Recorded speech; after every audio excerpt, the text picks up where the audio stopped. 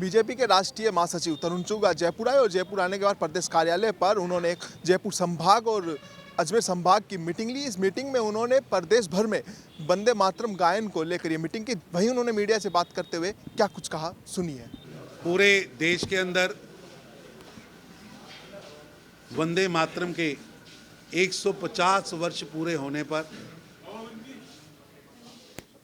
हर्ष और उत्साह का वातावरण है। आदरणीय प्रधानमंत्री श्री नरेंद्र मोदी जी ने एक कैबिनेट के अंदर निर्णय लिया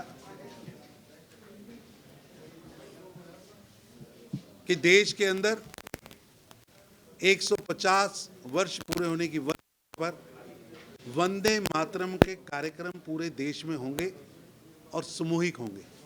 अब उसकी अगली श्रृंखला में हर जिले के अंदर वंदे मातरम के गायन का कार्यक्रम, सामूहिक सार्वजनिक स्थान पर जाकर, किसी ऐतिहासिक स्थान पर जाकर, किसी शहीदी स्थल पर जाकर वंदे मातरम का गायन किया जाएगा। अलग अलग स्कूल, कॉलेजेस, सार्वजनिक एसोसिएशंस वो वंदे मातरम का गायन करें, उसके लिए उनको आह्वान किया जाएगा और पूरे देश के अंदर एक उत्साह का वातावरण है। और आज यहाँ मैंने पहले अजमेर संभाग की बैठक ली है, अभी जयपुर संभाग की बैठक ली है। पार्टी बहुत तैयारी से लगी है क्योंकि वंदे मातरम भारत की क्रांति की गाथा है। वंदे मातरम का एक एक शब्द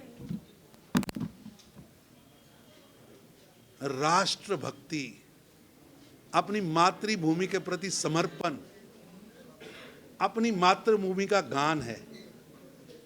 वंदे मातरम का गान आते ही हर भारतीय के मन में एक हर्ष का, उत्साह का, और ये वो गीत है, ये वो शब्द है जिसे गाते हुए भारत के क्रांतिकारी फांसी के फंदों को चूम गए। जब अंग्रेज की सरकार दर्दनाक अत्याचार कर रही थी तो क्रांतिकारी सत्याग्रही के मुंह से एक ही शब्द निकलता था, वंदे मातरम। वंदे मातरम एक मरहम की तरह काम करता था, वंदे मातरम एक प्रेरणा की तरह काम करता था। वंदे मातरम आज भी भारत के जन जन में है, भारत के कण कण में है।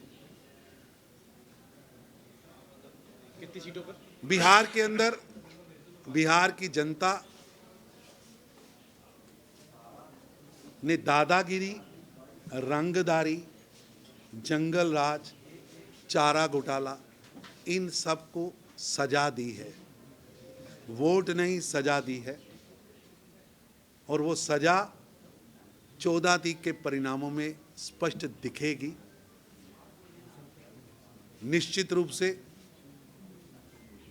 जनता का रुझान जो दिख रहा है वो स्पष्ट बताता है कि बिहार की जनता प्रधानमंत्री श्री नरेंद्र मोदी और नीतीश कुमार जी को आशीर्वाद दे रही है। जो लोग भ्रम पैदा कर रहे हैं उनको जनता का जनादेश 14 तारीख को दिखेगा। SIR एक इलेक्टोरल प्रक्रिया है जो चुनाव आयोग ने शुरू की है,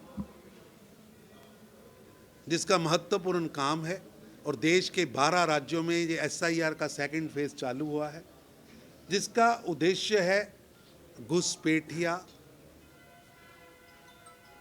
वोट, मृत वोट और नकली vote detect and delete.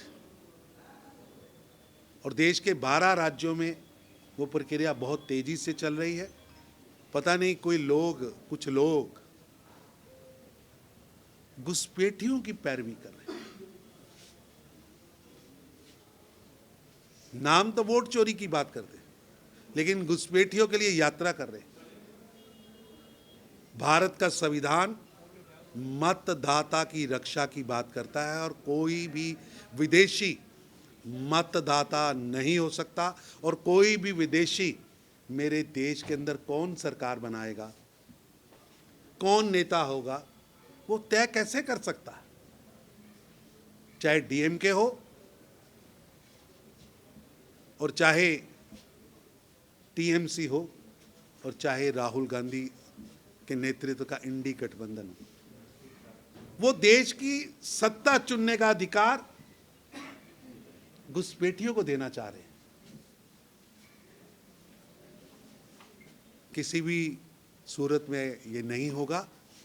Detect and delete देश के लोकतंत्र के लिए आवश्यक है। ये देश के लोकतंत्र में जहर घोलना चाहते हैं। घुसपैठियों की पैरवी करना, नकली वोट की पैरवी करना, अमृत वोट की पैरवी करना गैर संवैधानिक भी है और गैर कानूनी भी है। सर बाकी राज्यों में एसआईआर कब लागू होगा सर? क्या जी? एसआईआर पूरे देश के अंदर लगा है, चालू हुआ है और एसआईआर 2 में देश के 12 राज्य हैं और हर राज्य के मतदाता की सुरक्षा देश का कॉन्स्टिट्यूशन भी करता है और चुनाव आयोग उसके लिए।